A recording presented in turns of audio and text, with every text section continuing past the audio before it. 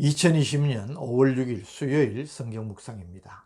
본문은 아모스 4장 1절에서 13절입니다. 사마리아의 산에 있는 바산의 암소들아, 이 말을 들으라. 너희는 힘없는 자를 학대하며 가난한 자를 압제하며 가장에게 이르기를 술을 가져다가 우리로 마시게 하라 하는도다. 주 여호와께서 자기의 거룩함을 두고 맹세하시되 때가 너희에게 이를지라. 사람이 칼꼬리로 너희를 끌어가며 낚시로 너희의 남은 자들도 거리하리라. 너희가 성 무너진 데를 통하여 각기 앞으로 바로 나가서 하르몬에 던져지리라. 여호와의 말씀이니라. 너희는 베델에 가서 범죄하며 길갈에 가서 죄를 다하며 아침마다 너희 희생을 3일마다 너희 11조를 드리며 누룩 넣은 것을 불살라 수언제로 드리며 낙헌 제를 소리내어 선포하려무나. 이스라엘 자손들아, 이것이 너희가 기뻐하는 바니라. 주 여호와의 말씀이니라. 또 내가 너희 모든 성읍에서 너희 일을 깨끗하게 하며 너희의 각 처소에서 양식이 떨어지게 하였으나 너희가 내게로 돌아오지 아니하였느니라. 여호와의 말씀이니라.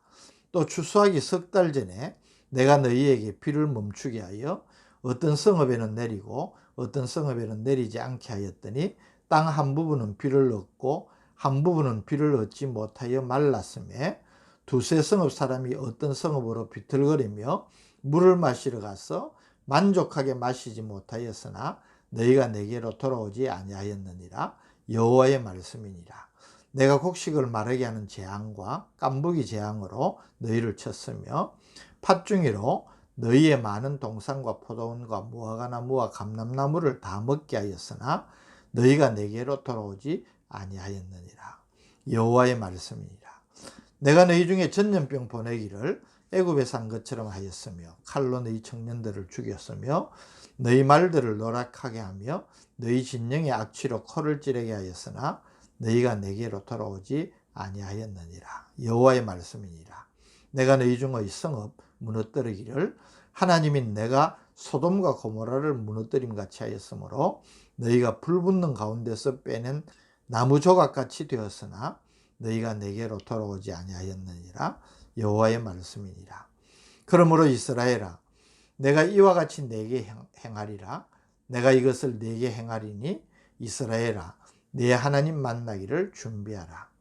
보라, 산들을 지으며 바람을 창조하며 자기 뜻을 사람에게 보이며 아침을 어둡게 하며 땅의 높은 데를 발르니는 그의 이름이 만군의 하나님 여호와시니라. 아멘. 4장은 아모스 선지자의 세 편의 설교 가운데 두 번째 설교입니다.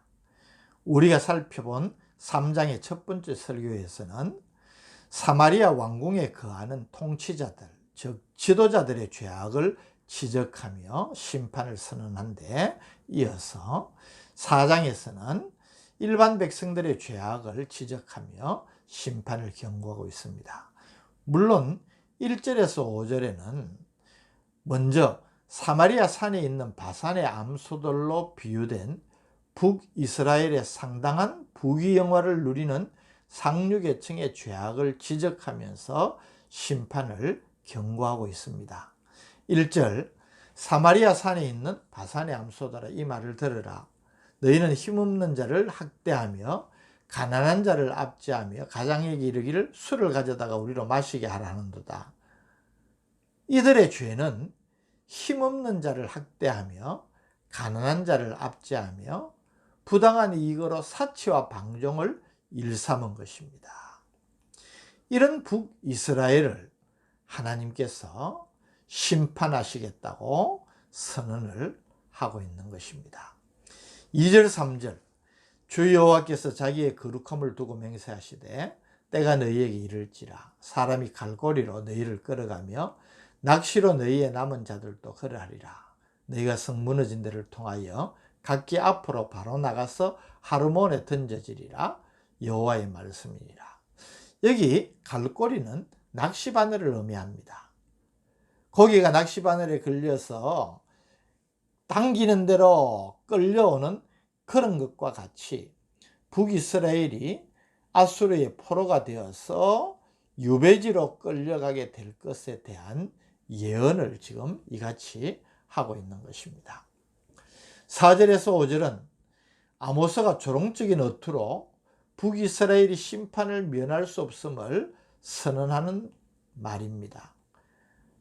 너희는 베델에 가서 범죄하며 길갈에 가서 죄를 다하며 아침마다 희생을 3일마다 너희 11조를 드리며 누룩 넣은 것을 불살라 수언제로 드리며 낙헌제를 소리내어 선포하리무나. 이스라엘 자손들아, 이것이 너희가 기뻐하는 바니라. 주 여호와의 말씀이니라. 무슨 뜻이겠습니까?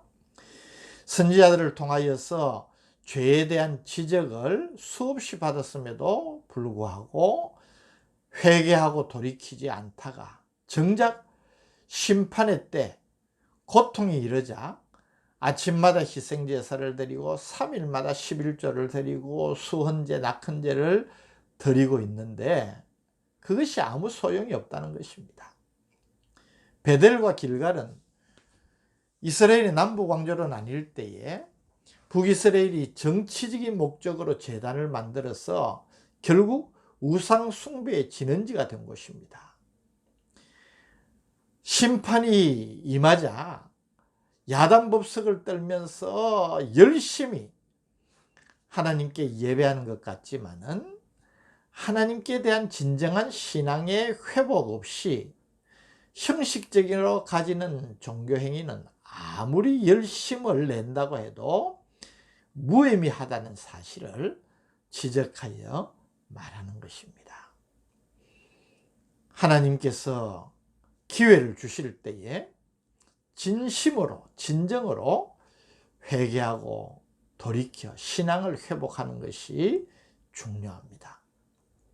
6절에서 13절은 북이스라엘 백성 전체의 완악함을 지적하면서 그들이 하나님께서 주신 회개의 기회를 끝내 거부하였기 때문에 하나님의 심판이 확정되었음을 선언하고 있습니다. 우리가 주목할 것은 하나님께서 북이스라엘을 심판하시겠다고 선지자를 통하여서 선언을 하시는데 북이스라엘에게 기회를 전혀 주시지 않고 바로 심판을 확정하여 선언하시는 것이 결코 아니라는 사실입니다. 하나님은 자기 백성이 실수하거나 죄를 범하였을 때에 회개하고 돌이킬 기회를 반드시 주십니다.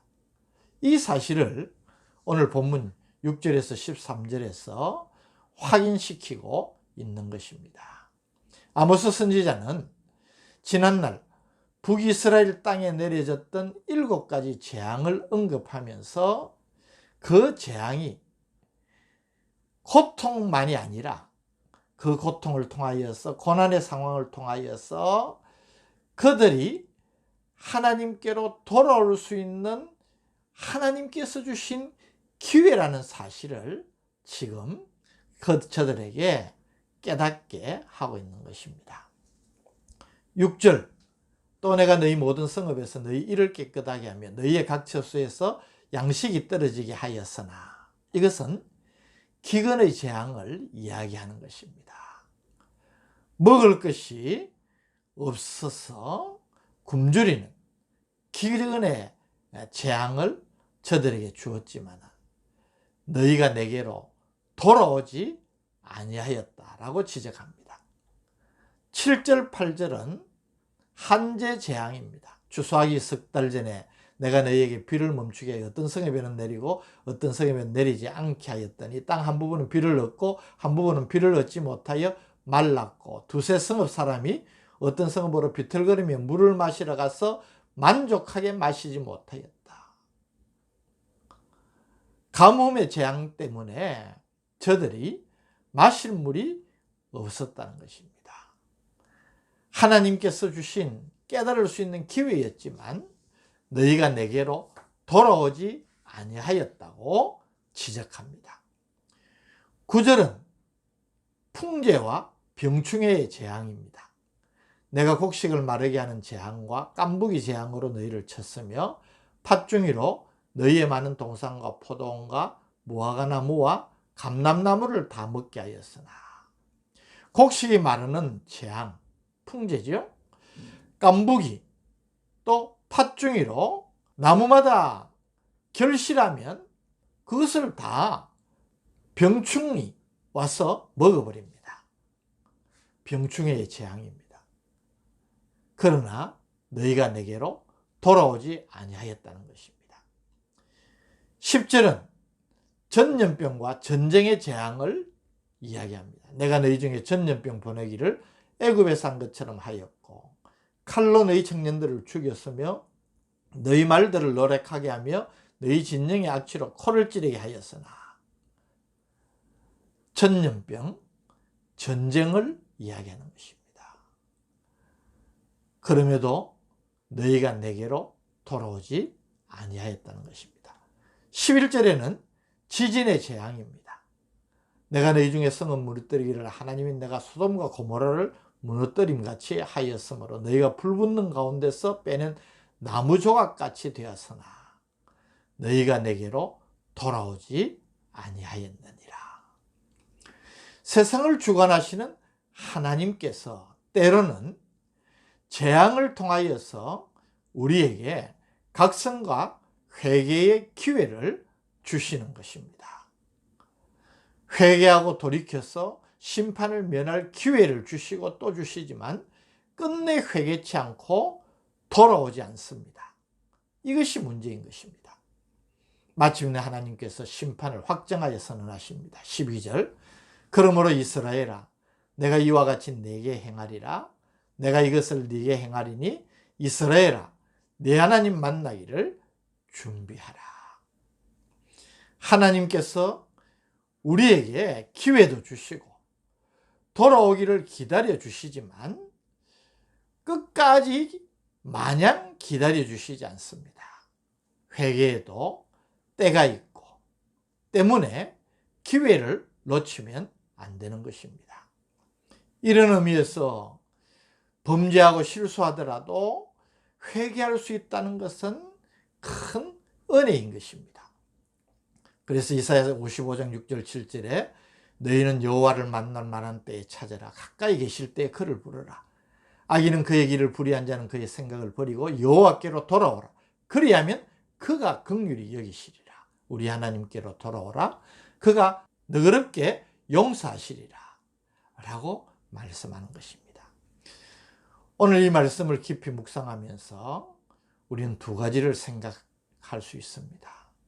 하나는 기회를 주시는 하나님께 감사하면서 비록 우리가 하나님께 죄를 범하고 실수하더라도 속히 말씀을 통하여서 깨닫고 회개하고 돌이켜야 된다는 사실입니다.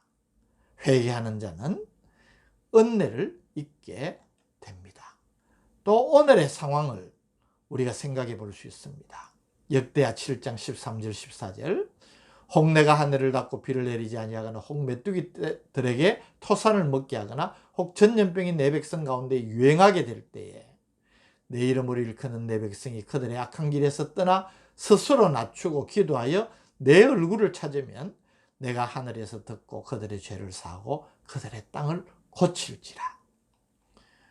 오늘 코로나로 인하여서 전 세계의 모든 사람들이 고통을 당하는 이 상황을 단순히 고통만으로 생각지 아니하고 영적 통찰력을 가지고 하나님의 뜻을 살필 수 있는 우리가 되어야 됩니다. 하나님께서 우리에게 주시는 기회인 줄 알고 은혜의 손길을 붙잡으면 그것 자체가 축복이 아니겠습니까? 오늘 이 말씀을 통하여 귀한 교훈을 얻는 성도들 되시기를 바랍니다. 거룩하신 아버지 하나님, 오늘 또 말씀을 통하여서 깨우쳐 주시는 것 깊이 새기고 주님께 더 가까이 나아가며 은혜의 기회를 붙잡는 우리가 되게 하여 주옵소서. 예수님의 이름으로 기도드립니다. 아멘.